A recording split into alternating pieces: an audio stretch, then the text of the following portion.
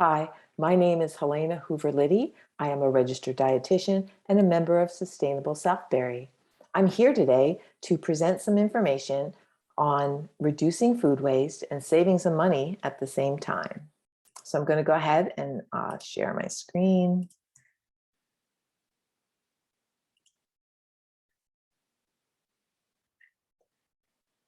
Okay, let's get to PowerPoint. So Sustainable Southbury is a volunteer organization in Southbury whose mission is to advance Southbury towards being a more sustainable and resilient community.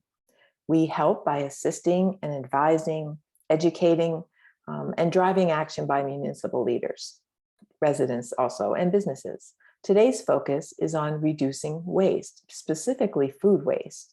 So I'm going to talk today about ways to reduce food waste in the home and also save yourself some money at the same time.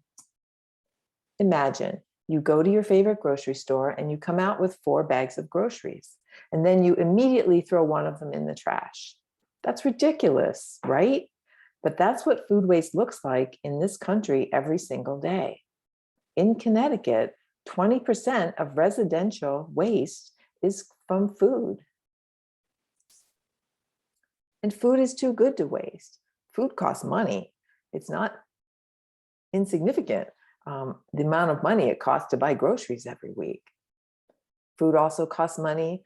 Food that we waste costs money because we already spent money to plant the seeds and grow the food and fertilize the food and then pick the food and transport the food. So there is already a lot of other money spent even before we go to the grocery store to buy the food.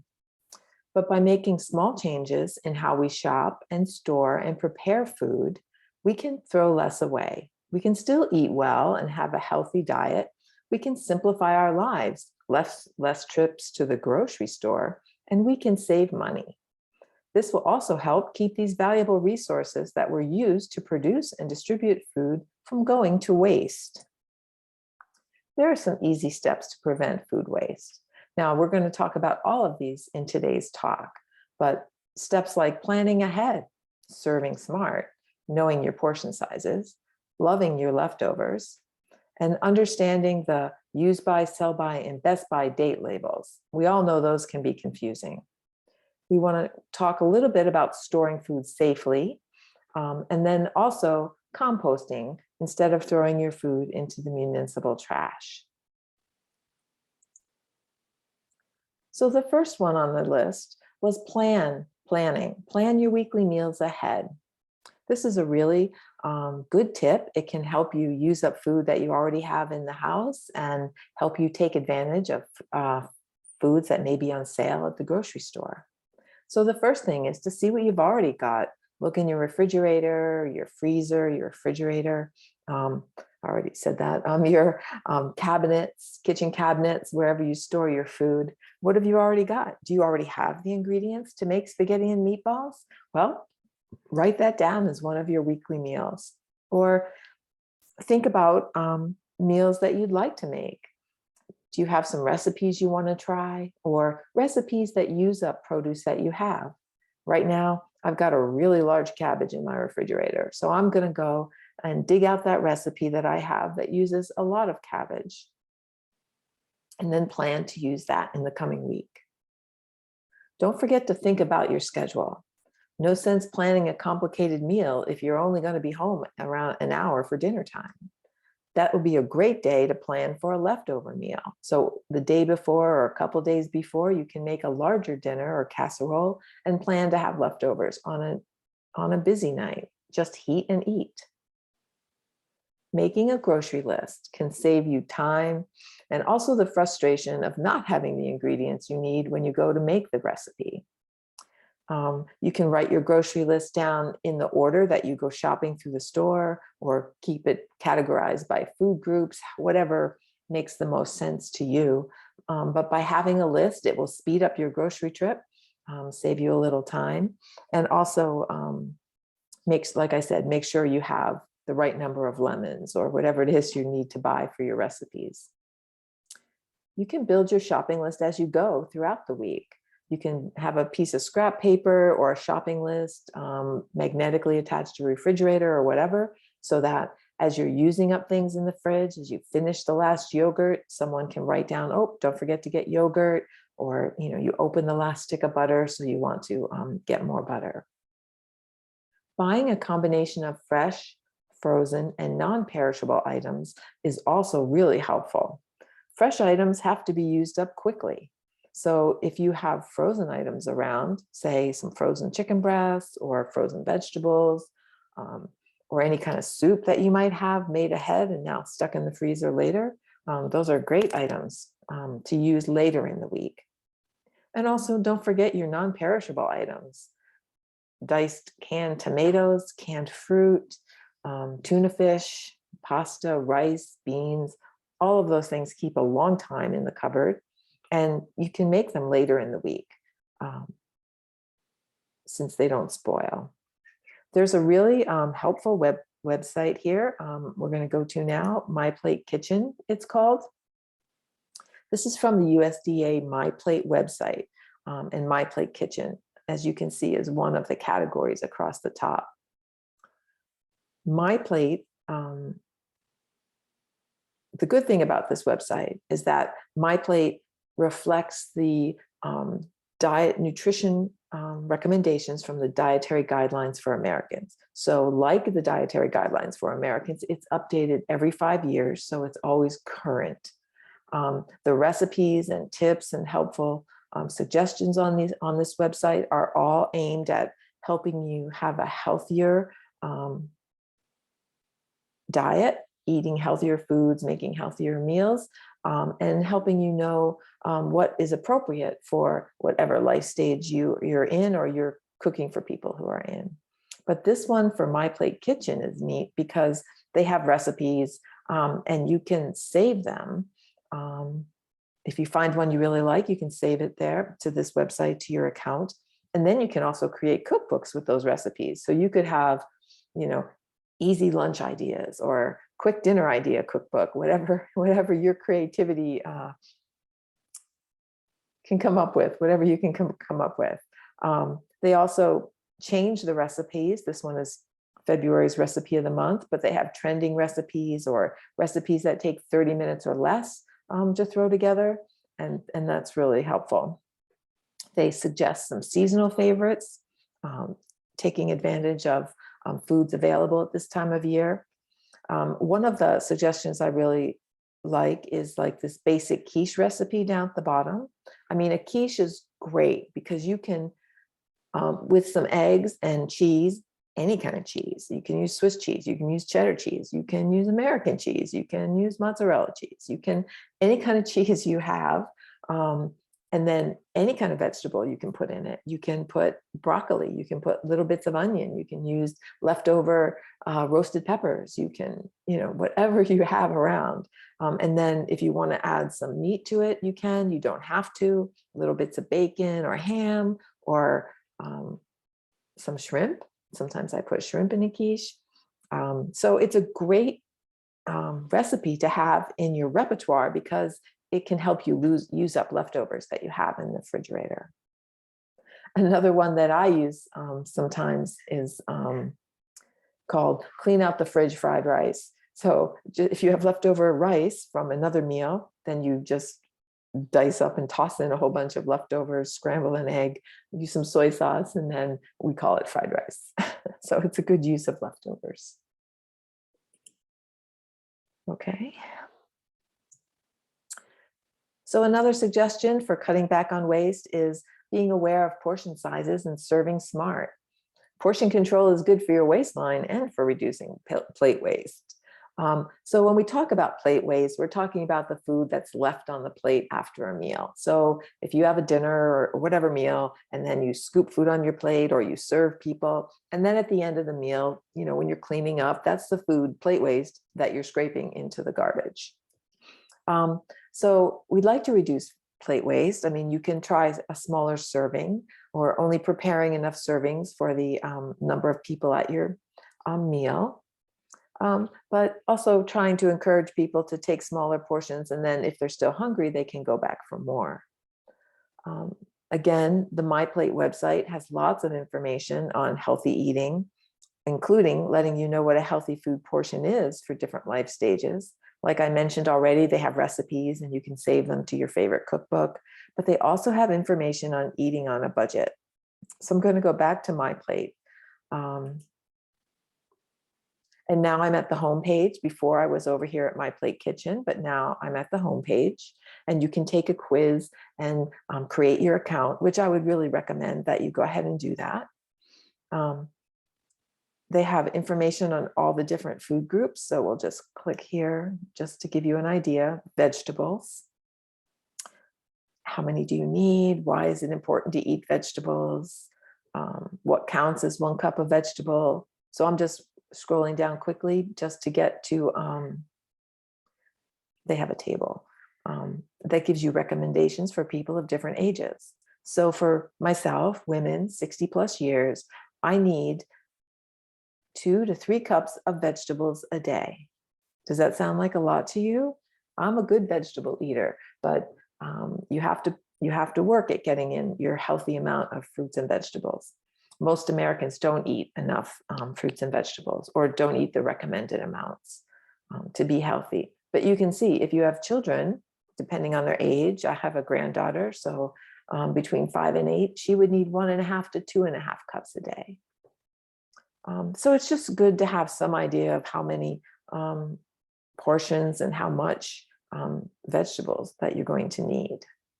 And then the other thing I wanted to show you, to be sure to show you, is under Eat Healthy, they have tips and suggestions for healthy eating on a budget.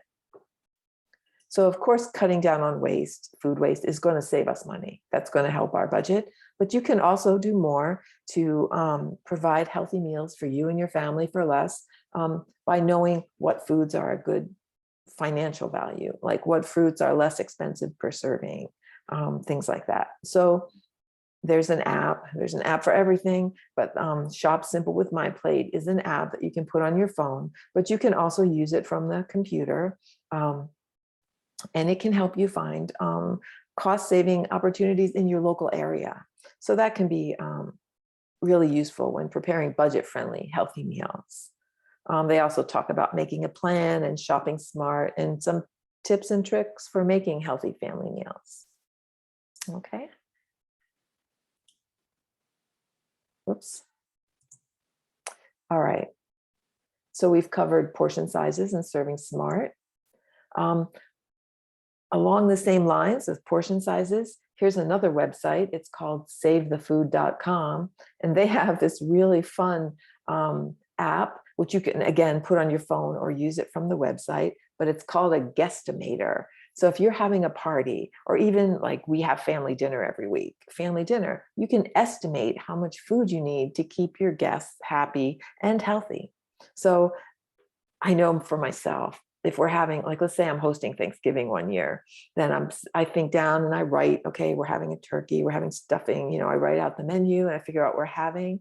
And then you can predict, it's predictable. I'm going to go, oh, you know what? Maybe that's not enough. Maybe I have to have another vegetable, or should I get more desserts? And then at the end, there is so much food left over. So this app will help you cut back on that. You just have to know who are you expecting, and you tell it who's coming or the size of eaters they are. And we'll go through this in a second. You choose your main dishes, your sides, and your desserts. And then it tells you how much you need of each item. It also gives you hints and tips and access to more recipes. So let's check this out. SaveTheFood.com. This is their homepage. 40% of all food in America is wasted. But today we're talking about food waste in the home. This 40% number refers to all food waste from the field, from the transportation process at the grocery store, in hospitals and restaurants. All the food that's wasted, but that's ridiculous amount of food. So here's the guesstimator. We're going to click on this to get started, but they do also have an app for meal prepping. If I know some people do meal prepping to make their week easier, or if you're prepping your lunches for the whole week, you can use this. So you know how much food you need to buy for what you're planning. And then they have some information on planning, smarter planning. They have some information on storage tools, and they have recipes. And the interesting thing about some of these recipes is that they have recipes that use things that are like going bad, like overripe. How do you a recipe that uses one overripe avocado? Or, I mean, everyone knows banana bread, right? Your bananas get mushy, you throw them in the freezer, and then someday you make banana bread. But they have recipes that help you use up product that you might otherwise throw away. All right, so let's get to the guesstimator. Where is it? So first you say, who are you expecting? So I'm going to do this for my family dinner every Sunday night. My granddaughter is little. She's a small eater, usually. Then I'd say myself, my husband, my daughter, her significant other. If my son is coming, he would be a big eater. And then maybe my brother's also going to stop in. So that's who I'm having for dinner. So how many leftovers do you want? And I'm going to say no. Because this app, even though it does help you determine how much food you need, it gives a generous portions. Okay, so then what kind of meal are you having? Classic dinner party, maybe you're having vegetarian meal, or a smorgasbord, a little bit of everything. I'm just going to say classic dinner. Now it's created a menu for me, some chicken, some rice, some veggies. I don't know what that is, a pie, ice cream. But you scroll down and you put in what you want. So I'm going to pull back the chicken just by clicking on it, pulls it up and back. I'm going to say that I'm going to make fish. And here they put up a tip. Slice fillets thinner to create a beautiful presentation and stretch your portions. That's a really good tip. If you put smaller portions of fish out, people will still take a portion rather than if you put, say, a 6-ounce piece of fish out, portion size. All right, so that's the main entree. We're just doing one. Now my sides. I'll take the casserole back. I'm going to have veggies, so I'll leave that there. I'll take back rice. I have potatoes from my local farm here, so I need to use those up. And then I almost always have a salad, some kind of salad. Okay, does that seem good? Fish, veggies, salad, potato, sure. You can also, create your own side dish if you'd like, but just for demonstration today. So they had ice cream and a pie up there. So I will go ahead. I'm going to make a cobbler. So I'll put a cobbler up there. All right. So I think here we are, finalize the menu. So that looks all right, good enough. And then it tells you how much you'll need to make. 7 guests, no leftovers. My main dish, fish. So they're doing a 6-ounce portion per serving, which is a generous fish serving. And their suggestion is to try a variety of hot dishes and room temperature dishes, so you don't have to worry about keeping every dish warm. That's a really good idea, really good suggestion. And some side dishes. So I'm having veggies, salad, and potatoes. They tell me I need 5.5 pounds of potatoes.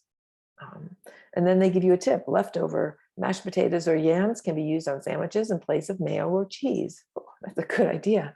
Or for a salad, finely chopped lettuce and add shaved cabbage to give loft and texture to a green salad. So it's helpful. For desserts, I just need 1 cobbler because everyone's going to get a little more than 1/10 of a cobbler. Based on a 9-inch round pan, so that's good. And their tip is to create individual cobblers by baking in muffin tins.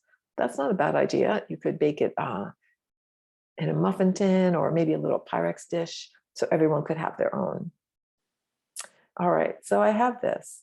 So I think that's helpful, especially to get you started figuring out approximately how much food you need, because you really don't want to have to just throw things away,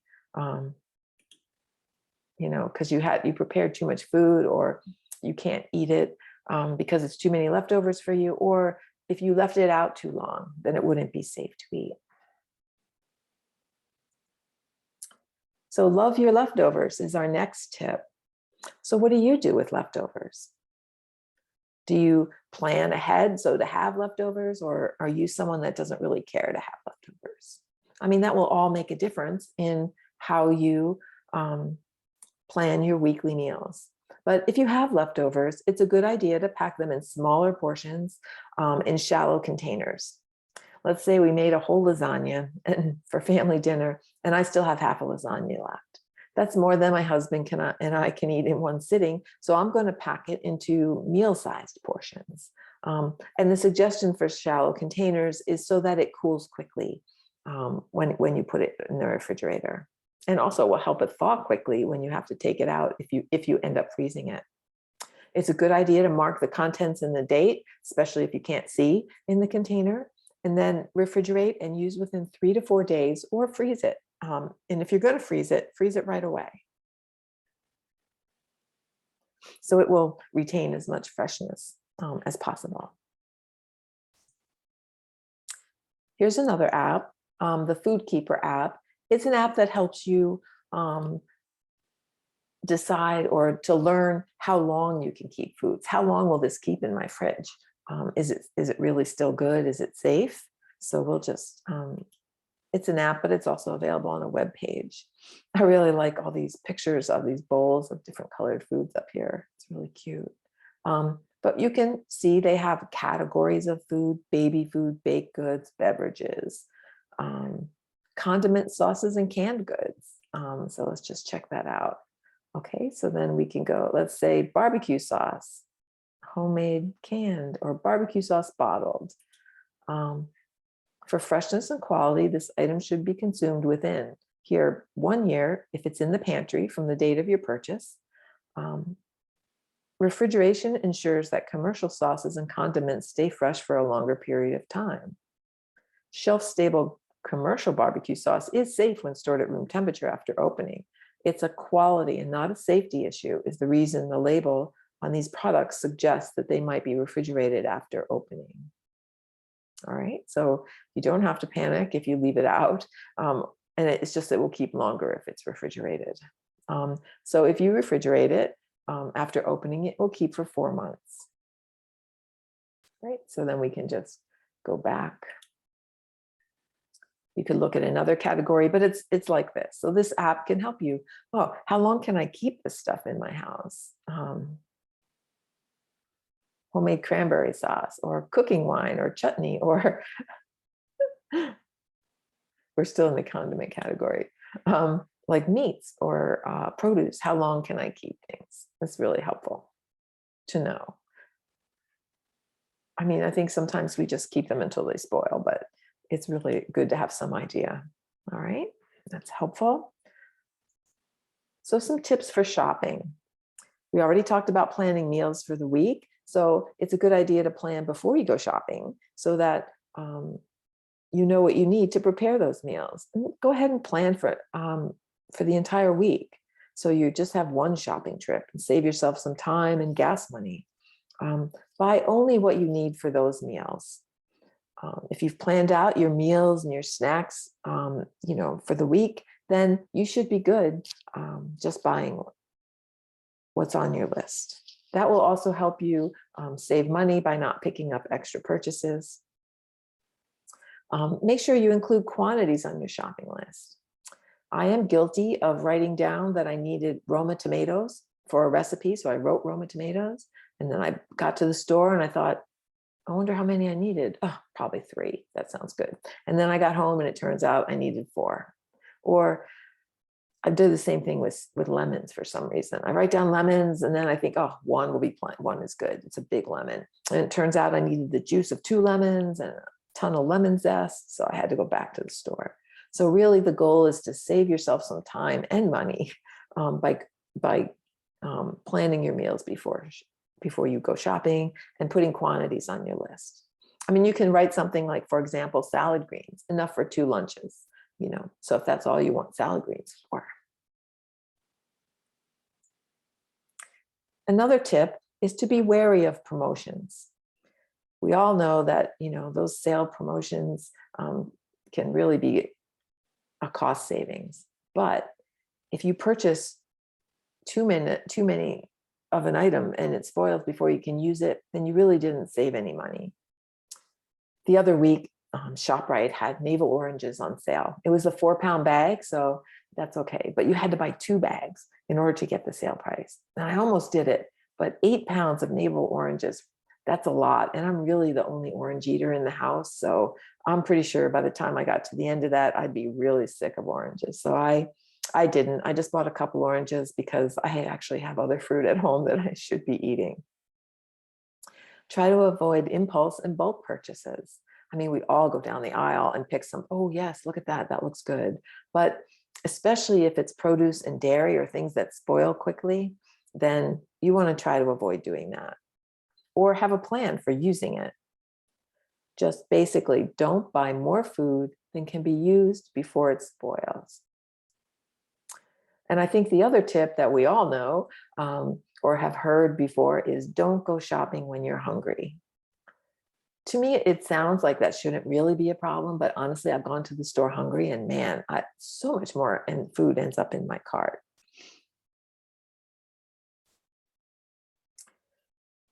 So we want to talk a little bit about the use by, sell by, and best if used by date labels that are on a lot of our different foods. These dates indicate quality and not safety. There are no standards, federal standards for date labels, with one exception. Use by, the use by label is required by the FDA, Food and Drug Administration, for infant formula. So an infant formula has a date on it that says used by such and such a date. After that date, that formula should be thrown away. Infant formula, the nutritional quality of infant formula breaks down and degrades over time. And that's why that date is on there, because you do not want to be feeding an infant formula that's not giving them appropriate nutrition. I mean, infancy is so important in nutrition for appropriate growth and development. But that is the only date label required by the Food and Drug Administration. But companies just put these dates on their food and they can call them whatever they want. Best if used by dates are really about quality and not safety. So if this loaf of bread is best if used by Thursday, then sure, it's still fresh, it still tastes good. And that date determination was made by the company that made the bread.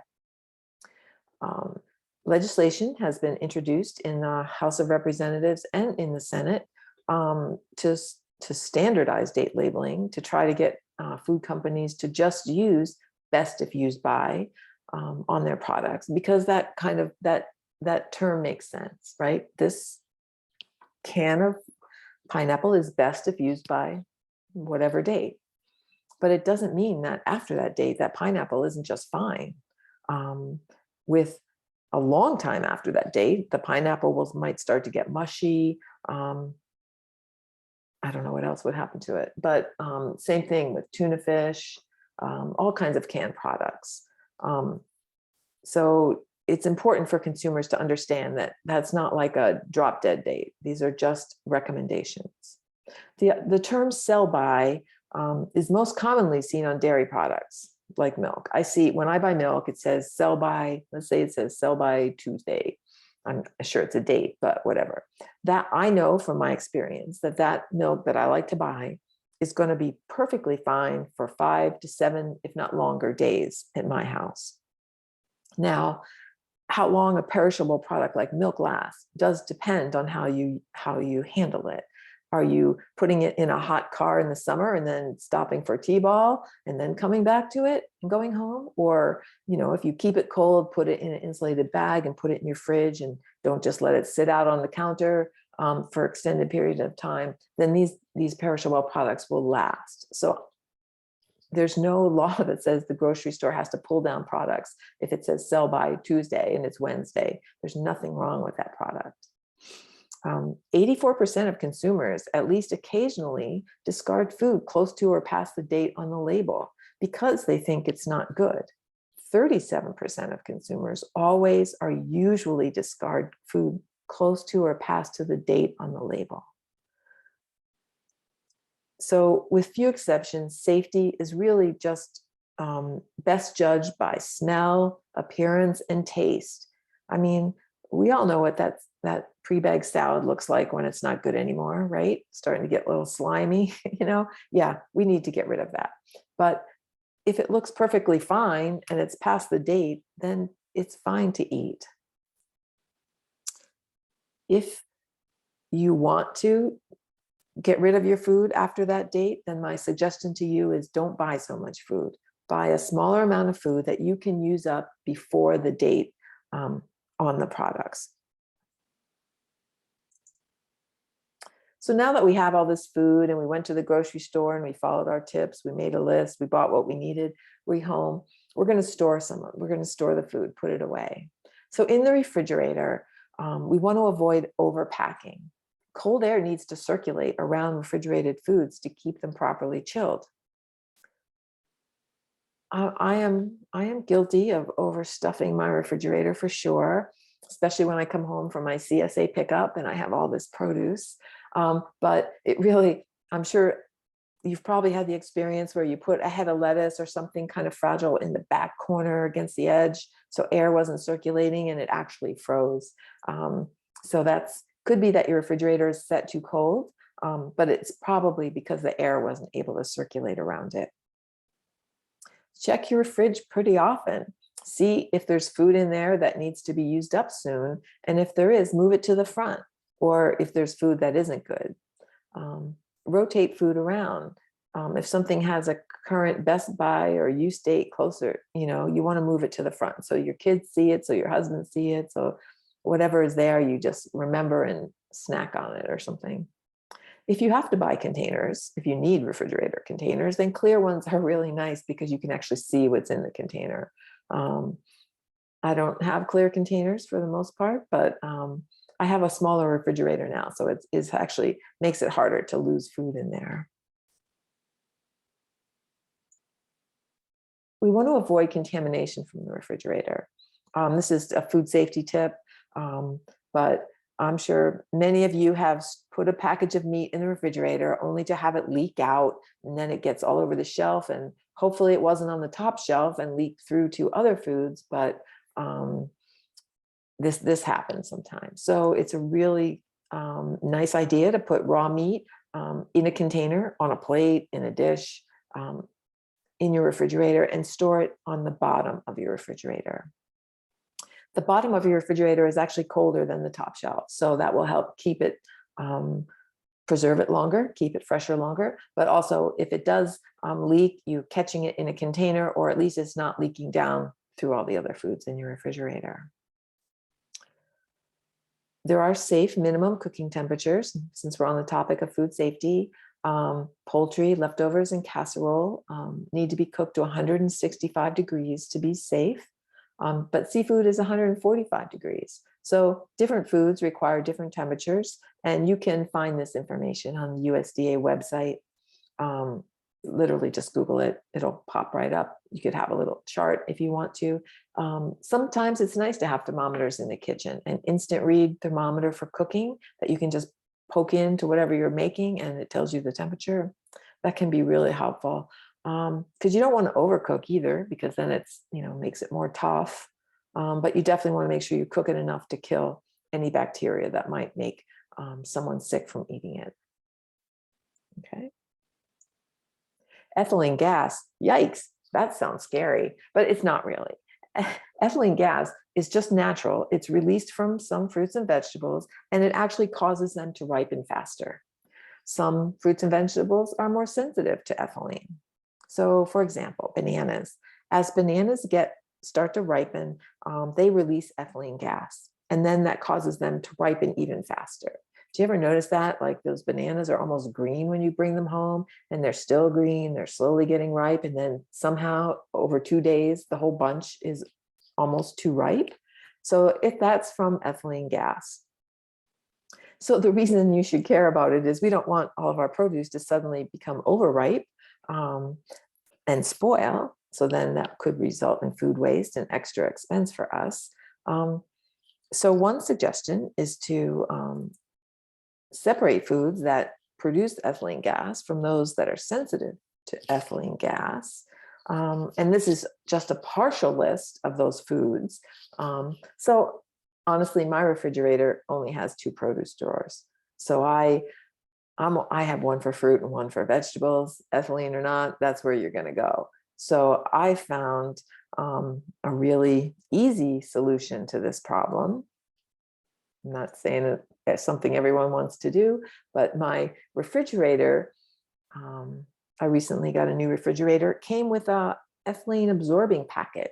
And I had never seen this. And I just thought, oh, can't believe it. Something else they want to sell me. But I eventually opened it and stuck it in the fruit drawer. And it lasts for like 3 months. I was like amazed. My fruit really did keep really, really well. So not like I did a controlled study or anything, but it seemed to really help. So I went online to try to get a replacement, but I couldn't find it. And I was really looking for something more, I didn't want to replace the whole cartridge and everything every time. So I found this on Amazon, and there's a lot of options that you can use. It's called Blue Apple. Obviously, it's a Blue Apple, but it opens up, excuse me, and you put a little packet in there, and it absorbs ethylene gas in your produce drawer for 3 months. And you can just buy the refill packets. So I like that aspect of it. And they'll even send you an email reminder when 3 months is up. So that's also helpful for me anyway. And then the packet can actually be, they suggest that you can open up and put it around your house plants. It's like a fertilizer. So I will just totally add it to my compost pile. And it's not very expensive. So I think I certainly is less expensive than the value of the fruit and veggies I would have to throw away because they weren't fresh. Just a suggestion. All right, so now storing food in the freezer. I don't really label stuff in my refrigerator. I go through stuff pretty quick, but in the freezer, actually, I don't always label in the freezer, and I always regret it. I think, oh, I can remember what kind of soup I made and put in this container. And then I'm telling you, I open the lid, I can't decide if it was beef stock or is it beef barley soup, or because I can't see through the container either. But I think it's easy for everyone to forget what's in that freezer bag or freezer container, but also how long it's been in the freezer. Time flies. So put a date on it just so you have some idea how long things have been. If say a whole chicken, the recommendation is that you don't store it for longer than a year in the freezer, but it's still perfectly safe and fine to eat after that year.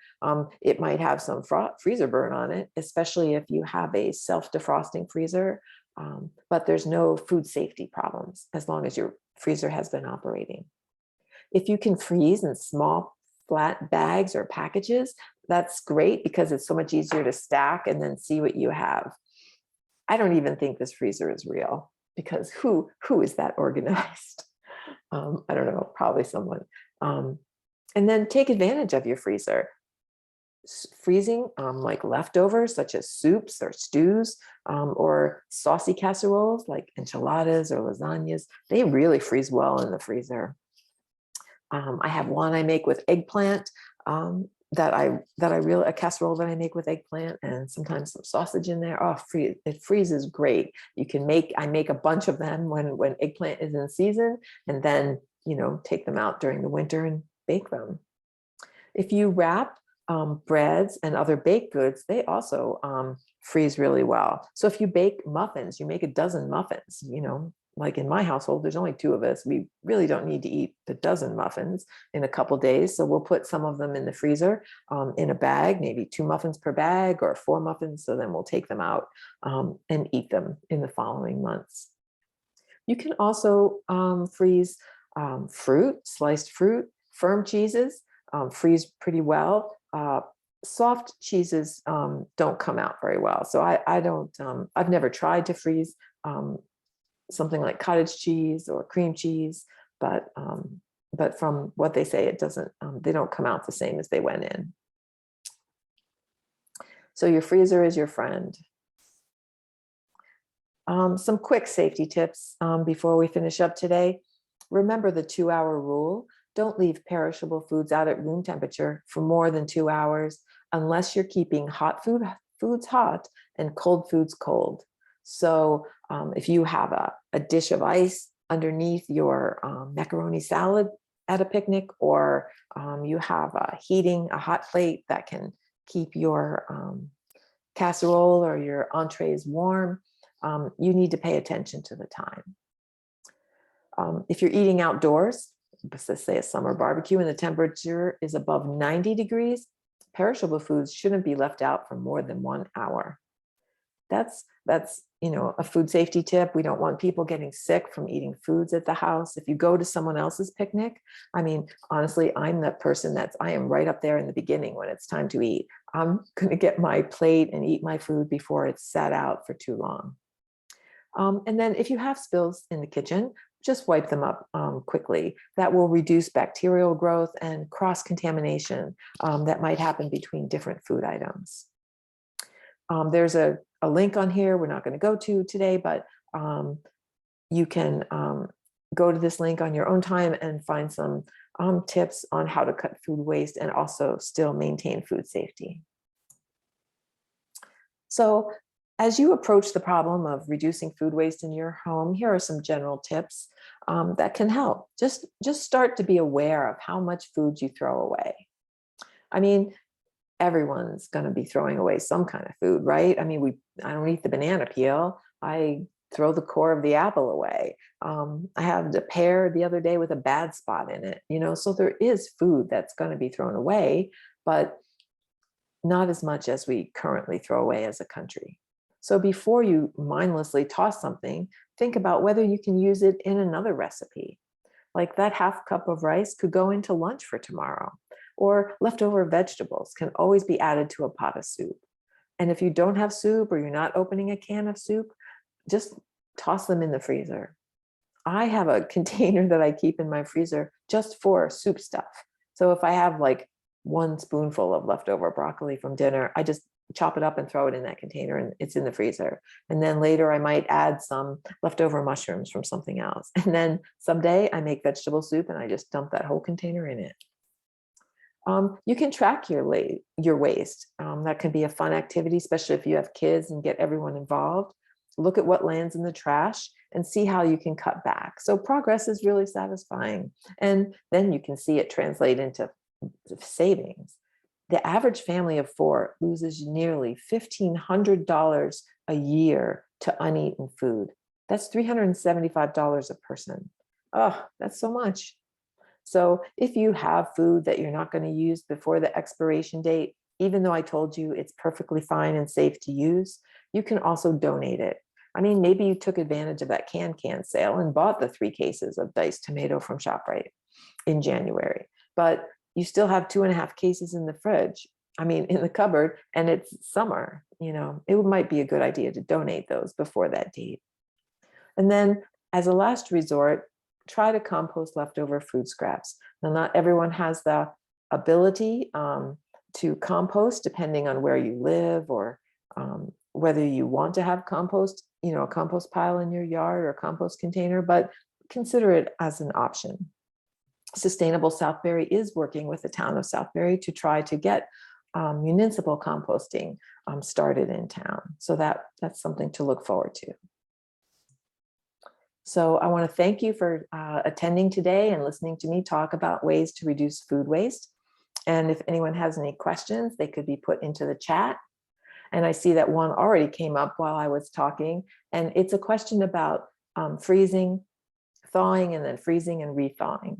Refreezing foods. So yes, you can say take a frozen roast or a frozen chicken and thaw it and cook it, and then have leftover chicken, meat, or roast, and then make packets and refreeze it. Those will be great. Excuse me.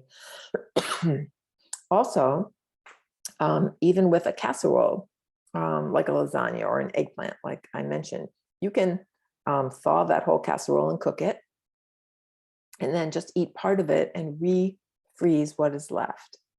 The more times you thaw and freeze something, though, you will start to lose quality, food quality, not food safety, and not really even nutrition, but that lasagna noodles are going to get mushier and mushier and stuff like that. So it's perfectly safe to do that, and it's a great way to cut down on leftovers. I mean, on food waste by freezing leftovers. We have another question about the date on eggs. So that date is also just a suggestion to when that egg is the best quality, even though it says used by such and such a date. But because an egg is porous, excuse me,